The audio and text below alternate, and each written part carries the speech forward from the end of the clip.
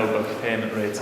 So, as Derek said, basically the idea of a results-based payment program is the higher the quality of your habitat, the more money that you're going to get for that. Okay, so in this scheme here, if your plots are scoring between 0 and less than 4, there's no payment for that. If your plots are scoring between 4 and 6, there is a payment for it, but it's not the highest payment you can get for it. If your plots are scoring between 6 and 8, there's a good jump up there. There's a significant enough jump up there between 6 and 8. And if your plots are scoring between 8 and 10, that's an even greater jump up. So you're getting good money for your plots if they're in that range.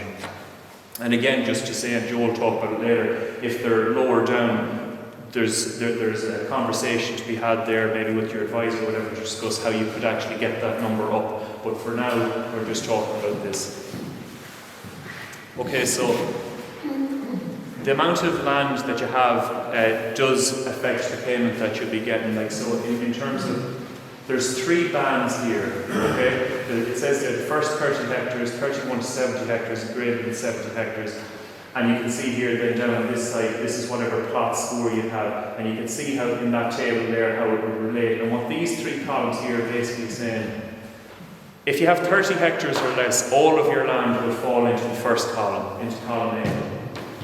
If you have between 31 and 70 hectares, the first 30 hectares of your land will fall into column A still, but everything after that will fall into column B. And if it's the case that you have greater than 70 hectares, again, your first 30 hectares will fall into column A, everything between 31 and 70 hectares will fall into column B, and everything greater than 70 hectares will fall into column C. Now, what's important to know about these bands here is that your lowest scoring plots will be the first to eat up the first 30 hectares. Okay? So your lowest scoring land will be the first to eat up the first 30 hectares. So if we take a case where a farmer has 40 hectares and he's got 10 hectares that score 0 and he's got 30 hectares that score 8. 10 of his first 30 hectares are going to be scored at 0. So those 10 hectares that scored 0 are going to be the first to used up in that first column there. So out of column A now, he had 30 hectares. 10 of his poorest first 10 hectares scoring 0 are eaten up first. Now he's got 20 hectares left over in column A. So now 20 of the hectares that scored 8 are going to fall into column A, and the final 10 hectares that scored 8 will fall into column B. So his worst scoring land was first to eat up his highest paying category. And there's a good reason for that, and the reason for that is that we didn't want to incentivize somebody with the idea that I'm going to use maybe some kind of waste paddocks or waste fields to just, whatever it might be, totally overgraze, whatever it is. We want it to be a case that when you see that your highest paying band is being eaten up by your worst scoring land, that might incentivize somebody to come along and say, okay, how will I actually improve those plots? How can I actually get those poor scoring plots into a position that they'll actually be making me more money? Okay, so the floodplain payment. Now, not everybody will be entitled to the floodplain payment, and a floodplain payment won't apply to everybody that has land touching a river. That's not how it works.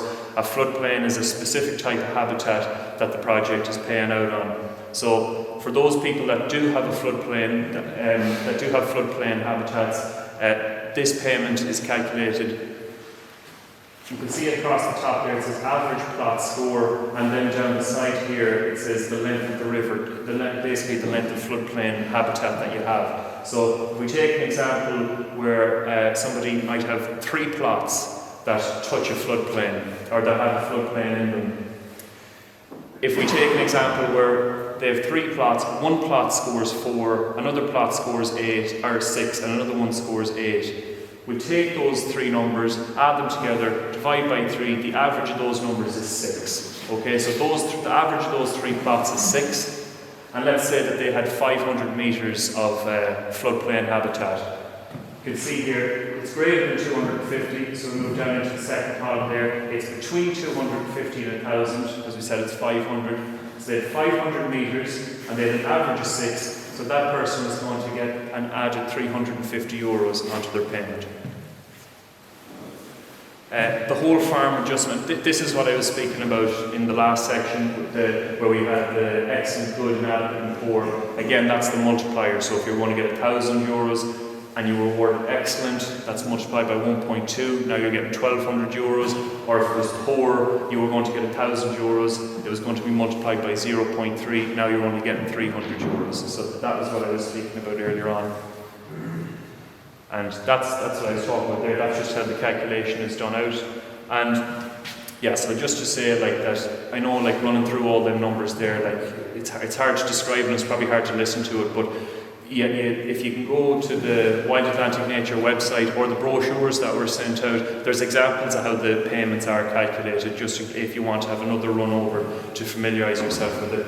And one final point to make, and the question comes up a good bit, and it's important to make the distinction that your private farm and any commonage that you're a shareholder in, they get two separate whole farm scores. So your private land is scored, and a whole farm score is done on your private lands, and that's yours, and you get that money, and that's one payment. And if you're a shareholder in a commonage, that's scored, and that gets another whole farm score, and that's a totally separate payment. So whatever shareholdings you have in a commonage is separate to your private lands. And now I'll hand you on to Joe to talk about sport actions.